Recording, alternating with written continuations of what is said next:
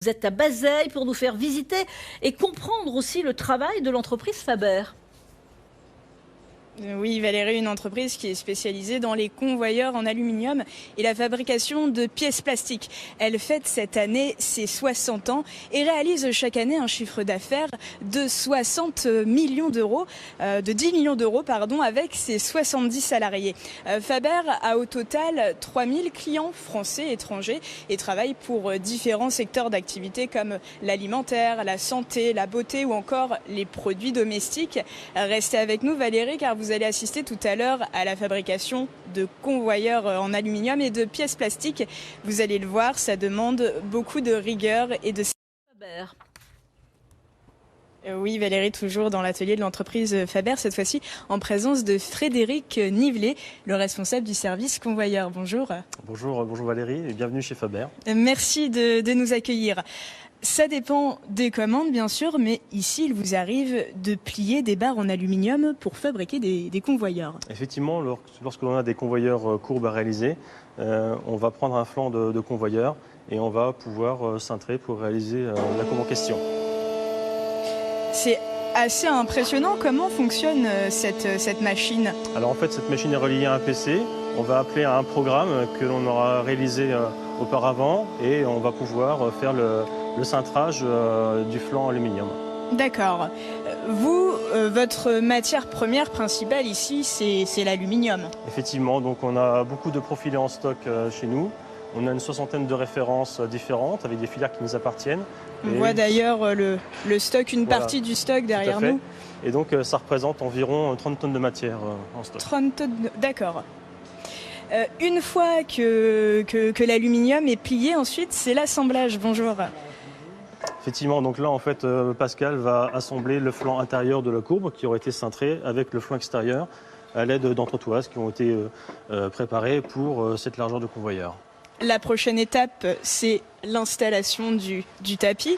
Voilà. Le convoyeur commence vraiment à prendre forme ici. Voilà, donc une fois que tous les modules comme la courbe par exemple auront été réalisés, on va faire l'assemblage de ces différents modules et puis ensuite on installe le tapis qui va donc permettre d'avoir un produit fini. Voici un convoyeur quasiment terminé. Quel est le client de ce convoyeur? Alors en fait, donc ce convoyeur est destiné à une entreprise qui fabrique des machines et qui va pouvoir convoyer des cartons ou des produits assez larges pour l'agroalimentaire, pour le cosmétique, etc. Merci beaucoup. Restez avec nous, Valérie. Tout à l'heure, on se retrouve dans un autre atelier à côté. Nous vous montrerons comment on fabrique des pièces plastiques usinées ici. Merci beaucoup. Oui, Valérie, et cette fois-ci, nous sommes dans l'atelier où l'on fabrique des pièces plastiques usinées. Nous allons rejoindre tout de suite Ludovic Baudin, qui est le directeur commercial de Faber. Bonjour. Eh bien, bonjour et bienvenue chez Faber. Merci d'être avec nous. Merci. Ici, vous fabriquez des vis. C'est l'une des premières étapes. C'est le produit le plus emblématique de l'entreprise. On allie le savoir-faire industriel et la magie du taillage pour réaliser des fonctions. La première étape, on part de barres rondes. Ces barres rondes, on va les tronçonner, on va les rectifier et puis ensuite, on va les travailler. Alors, l'étape intermédiaire, si on peut se déplacer. Là, c'est ici où elles sont stockées en attendant. Ici, on va stocker l'étape préparatoire. On voit qu'on a différentes couleurs. Ça, c'est la magie et le plaisir de l'action. Donc, des vis qui peuvent être simples ou qui peuvent être doubles. Ces formes, on va les prendre ensuite, on va les installer sur la machine. Ces vis vont commencer à être taillées, c'est assez magique, je trouve ça très joli. C'est magique. La première chose que j'ai vue quand je suis arrivé dans l'entreprise il y a quelques années, c'était les vis. C'est ça qui attire parce qu'à l'aide d'une forme, on va réaliser une fonction, on va entraîner les produits. Et par exemple, pour tailler une vis, ça prend combien de temps? Ça va prendre de quelques heures à une journée.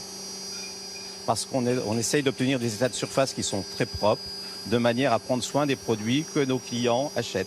Et une fois que cette vis est taillée, il y a le contrôle. Exactement.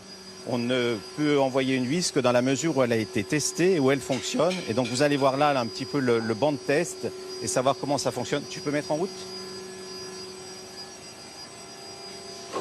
Donc on a quelques produits à l'entrée, on va voir le déplacement. Les produits sont pivotés et sont rassemblés. Et si vous voyez la machine dans laquelle les vis sont installées, en fait, on va les encartonner. il y a un petit grappin qui va venir les prendre et qui va les poser dans les cartons. Et puis ensuite, ce sera convoyé vers les supermarchés, vers les hypermarchés, vers tout ce qui est distribution.